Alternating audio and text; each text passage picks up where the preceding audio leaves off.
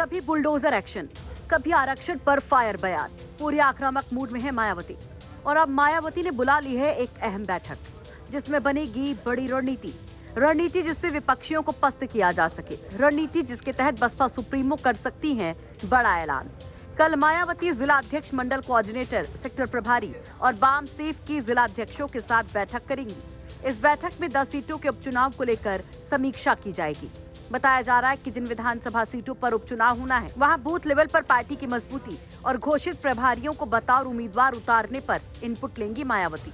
आपको बता दें कि मायावती एक और हरियाणा विधानसभा चुनाव में जुटी हैं, ताबड़तोड़ रैलियां कर रही हैं, तो वहीं यूपी में होने वाले उपचुनाव पर भी मायावती की कड़क तैयारी है। कल यानी कि 19 सितंबर को बुलाई गई मीटिंग से पहले 27 अगस्त को भी बसपा की एक बड़ी बैठक हुई थी। बसपा की राष्ट्रीय कार्यकारिणी की बैठक में मायावती को राष्ट्रीय अध्यक्ष चुना गया था, तो वहीं आकाश आनंद को यूपी समेत कई स्टेट की जिम्मेदारी का ऐलान भी हुआ था। आपको बता दें कि इस दौरान बसपा अपने सबसे बुरे दौर से गुजर रही है, जहां कुछ दिन पहले हुए लोकसभा चुनाव में बसपा का खाता तक नहीं खुला, तो वहीं 2022 के विधानसभा चुनाव में केवल एक सीट पर ही बसपा को जीत मिली। इससे पहले 2017 के चुनाव में बसपा को 19 सीटें मिली थी। उससे पहले 2012 के विधानसभा चुनाव में बसपा को 80 सीटें मिली थी।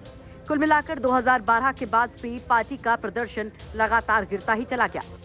वैसे अब जिस तरह से SC/ST आरक्षण के मामले पर बसपा एक्टिव है, तो वहीं सभी मुद्दों पर बीजेपी, सपा और कांग्रेस को घेर रही है। मायावती के साथ आकाश आनंद भी तूफानी अंदाज में है, तो ऐसे में उम्मीदें बहुत सारी अब जग गई हैं। हरियाणा में बसपा ने इनेलो के साथ गठबंधन किया है, जहां आकाश आनंद पूरा मोर्चा संभाल रहे हैं। वहीं पहली बार उपचुनाव में उतरी बसपा नई रणनीति के साथ यूपी में भी संजीवनी की तलाश में है। वो चुन चुनकर फैसले ले रही है, क्योंकि बीजेपी, सपा, कांग्रेस के साथ इन चुनावों में चंद्रशेखर आजाद भी बड़ी चुनौती बने हुए हैं। तो क्या एक बार फिर से बसपा को ताकत मिलेगी? क्या उसकी वापसी हो सकेगी? कल की बैठक में क्या कुछ और हो सकता है? इस पर आप क्या कहेंगे? कमेंट बॉक्स में अपनी राय जरूर रखिए।